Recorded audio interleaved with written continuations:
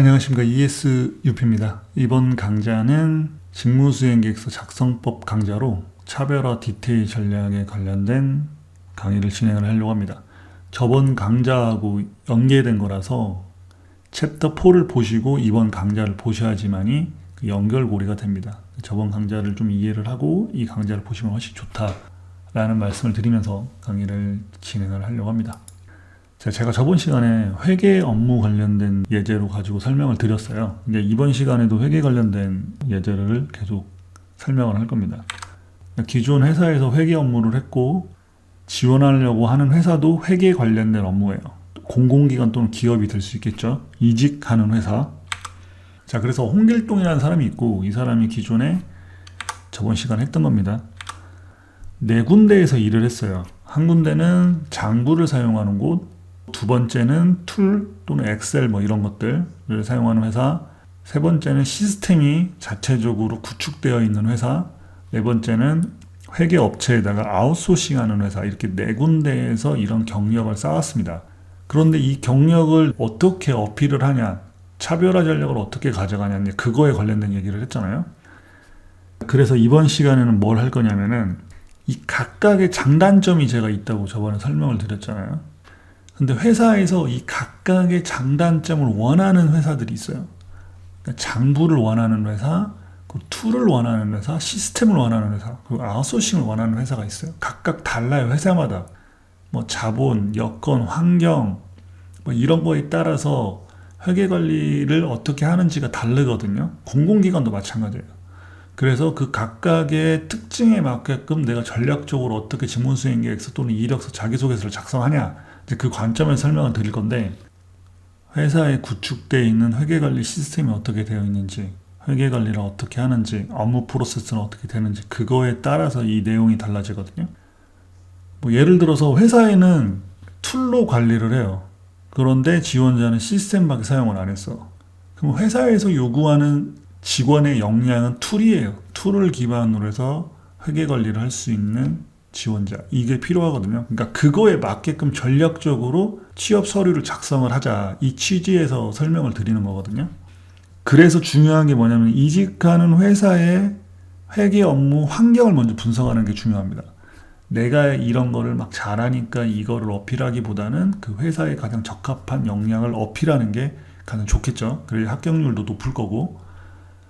A라는 회사가 있습니다. A라는 회사를 분석을 해봤더니 여기는 장부로 회계 관리를 해요. 그러면은 내가 기존에 장부 관련된 회사에서 일을 했으니까 그 역량을 가지고 작성하면 되겠네? 물론 틀린 얘기는 아닌데 디테일을 들어가 봤더니, 자, A라는 회사가 있고 여기는 장부로 회계 관리를 해요. 그런데 장부로 회계 관리를 하다 보니까 문제가 많죠. 그래서 툴을 사용할 수 있는 지원자가 필요한 거야. 그렇다면 당연히 이 툴을 사용할 수 있는 사람이 여기에 적합하겠죠? 이렇게 생각을 할 수 있어요. 굉장히 단순한 생각이죠. 물론 틀린 것도 아니에요. 맞아요. 그런데 저라면은 이 두 가지를 같이 사용합니다. 기존의 장부도 해봤고 툴도 해봤기 때문에 장부에 관련된 장점도 있고 툴에 관련된 장점도 있어요. 그리고 이 장부를 툴로 관리하기 위해서는 이 넘어가는 단계가 필요합니다. 장부로 관리했던 걸 툴로 어떻게 넘길 거냐, 넘길 때 기준이나 방법들은 어떻게 세팅을 할 거냐, 체계를 어떻게 만들 거냐, 그런 것들이 필요하거든요. 그런 업무에 관련된 것들을 적절하게 녹여서 직무수행계획서나 이런 부분에다 작성을 한다면은 요것만 할 줄 아는 사람보다 이 두 개를 할 줄 아는 사람이 훨씬 더 높은 평가를 받겠죠. 자, 그런 식으로 전략적으로 직무수행계획서 또는 이력서, 자기소개서를 작성할 수 있다라는 거죠. 자, 그런 설명을 하는 거예요. 디테일. 자, 이번 강좌의 주제가 디테일이잖아요. 그러니까 그런 디테일적인 부분들을 녹여서 쓸 수 있다라는 거죠. 자, 두 번째는 이제 여기는 엑셀로 회계 관리를 하는 기업이에요. 그럼 단순하게 이렇게 매칭할 수 있거나 또는 이렇게 매칭할 수 있죠. 엑셀로 관리를 하다가 이제 시스템으로 넘어가려고 하는 거예요. 이 엑셀은 한 명의 담당자가 너무 일방적으로 또는 독립적으로 관리하는 어떤 문제가 있기 때문에 투명성이나 공정성이 훼손될 수가 있다. 그래서 우리가 이거를 다 전체적으로 체계적으로 관리할 수 있는 시스템을 만들자. 뭐 전사적 관리, 뭐 셉이라든지 이런 걸 도입해서 회계관리 시스템을 구축하자. 뭐 이렇게 할 수도 있죠.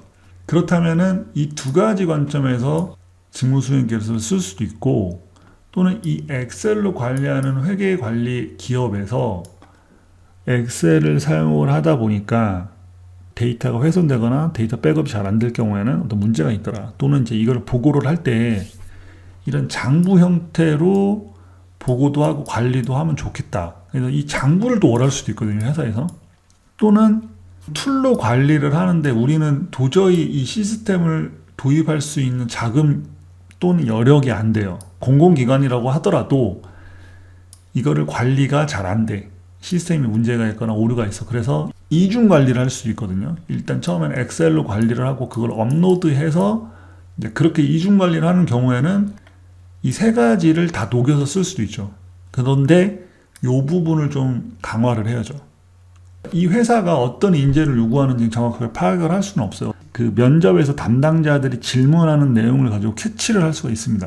아, 어떤 사람을 요구하는구나. 그러면은 그때 이 세 가지 관점 또는 이 네 가지 관점에서 어떤 역량을 요구하는지 그 역량에 맞춰서 답변할 수 있겠죠. 소프트웨어. 공공기관 대부분 내부에 소프트웨어가 다 마련되어 있습니다. 그 공공기관 사업별로 또는 특징에 따라서 엑셀로 관리를 하고 아까 말씀드린 이중 관리를 하는 경우도 있어요. 왜냐하면 그 공공기관에 구축된 회계 시스템만 가지고 회계 관리가 원활하지 않습니다. 그러다 보면은 이제 뭐 이중 관리하는 경우도 있고 그래요. 그럴 경우에는 앞서 말씀드린 것처럼 뭐 이런 부분들을 다 어필해서 직무수행 계획서를 쓸 수가 있겠죠. 자, 마지막은 이제 아웃소싱. 여기는 이제 전적으로 이제 아웃소싱 외부 업체에다 맡겼는데 여기가 중요합니다. 원활하지가 않더라. 좀 불편하더라. 그래서 내부적으로 이거를 관리할 수 있는 담당자가 필요하다. 그런 경우에는 이제 요런 세 가지가 다 접목이 되겠죠. 그런데 우리는 외부 업체에다가 맡기기 때문에 이 업체를 관리할 수 있는 그 이상의 전문가가 필요하다. 그렇다면은 앞서 말씀드린 것처럼 뭐 이런 전체적인 내용을 가지고 어필할 수도 있고 이 업무에서 수행한 내용만 가지고도 어필할 수가 있습니다. 그건 직무수행계획서 내가 어떻게 녹였으냐에 따라서 그 디테일이 달라지겠죠. 말이 너무 길어지면은 듣는 분들도 피곤하고 저도 피곤하고 그래서 요점만 좀 정리를 하자면 그거예요. 내가 이런 역량이 있어요. 또는 내가 이런 기업에서 일을 했어요. 이걸 잘 활용을 해야 되잖아요. 그냥 무턱대고 활용을 하기보다는 내가 이직하려는 공공기관 또는 기업 거기서 요구하는 역량이 있어요. 근데 기업별로 자금이 안 돼서 장부로 관리하는 경우도 있고 또는 비회사 같은 경우는 장부로 관리할 수 있는 범위가 넘어섰어. 그래서 여기는 엑셀로 관리를 하는데 기존 담당자가 엑셀을 잘 못해. 엑셀로 전문적으로 관리할 수 있는 인력을 채용하고자 한다면은 이 엑셀을 언급을 해야죠. 근데 물론 그만한 실력이 있어야겠죠. 자, 그리고 C 회사는 소프트웨어를 하고 있는데 여기는 이중 관리를 해요. 이것도 필요하고 이것도 필요해. 그럼 이 두 가지를 가지고 역량을 어필을 해야겠죠. 그래야지 여기에서 요구하는 인재상과 맞는 거죠. 마지막 회사는 아웃소싱으로 하는데 기존에 있는 아웃소싱을 관리할 수도 있고 아웃소싱으로 하다 보니까는 원활하지도 않고 불편해. 그래서 우리가 내부적으로 소프트웨어를 도입을 하려고 한다. 그러면은 소프트웨어에 관련된 지식 또는 이제 엑셀. 그러니까 요 세 가지를 가지고 역량을 어필할 수 있겠죠. 아웃소싱을 관리를 했기 때문에 아웃소싱 업체의 관리를 잘한다. 뭐 시스템을 사용하기 때문에 시스템에 관련된 사용이라든지 이런 것들이 원활하다.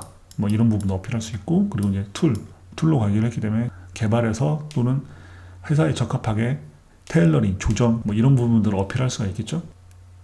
그래서 요점은 그거죠. 내 입장에서 어필을 하기보다는 지원하고자 또는 이직하고자 하는 기업 또는 공공기관에서 요구하는 역량에 맞게 어필하는 게 훨씬 더 효과적이다. 자, 그거를 말씀을 드리는 거죠.